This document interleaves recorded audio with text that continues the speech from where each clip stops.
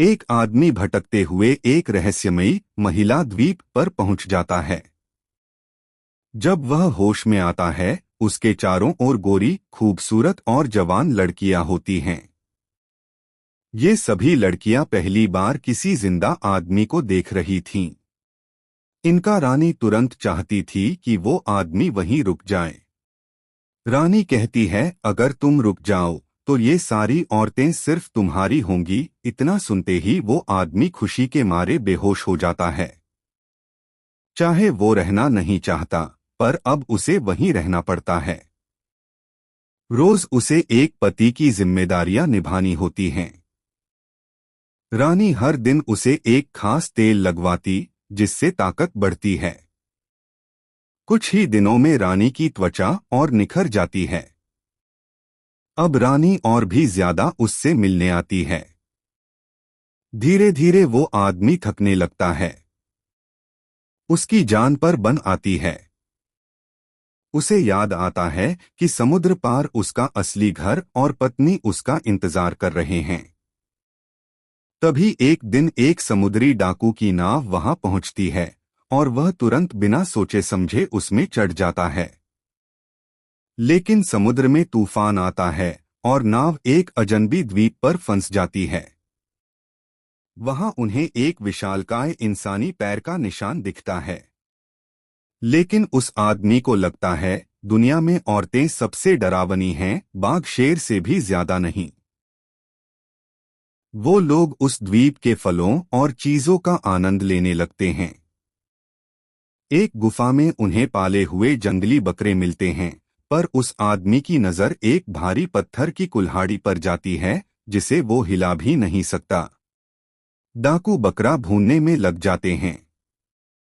तभी पीछे से एक विशालकाय, एक आंख वाला दैत्य गुफा में घुसता है। वह सबको बंद करके खाने की तैयारी करता है।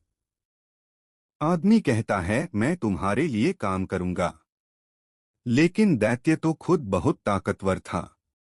उसने एक डाकू को पकड़कर खा लिया, बाकी डर जाते हैं। तभी वह आदमी उसे शराब देने का नाटक करता है। दैत्य को शराब पसंद आती है। वो उसे और शराब बनाने के लिए बाहर अंगूर लाने भेजता है। शराब बनती है और जब दैत्य पीकर सो जाता है तो सब मिलकर उसकी आंख में लकड़ी घोंप देते हैं। दैत्य दर्द से पागल हो जाता है, पर गलती से गुफा का पत्थर हटा देता है और सब बाहर भाग जाते हैं। भागते भागते वे एक और द्वीप पर पहुंचते हैं, जहां एक जादुई गीत गूंजता है और वो आदमी उसका शिकार हो जाता है। तभी एक सुंदर लड़की आती है, जो बिल्कुल उसकी पत्नी जैसी दिखती है, पर असल में वो एक जादूगरनी होती है।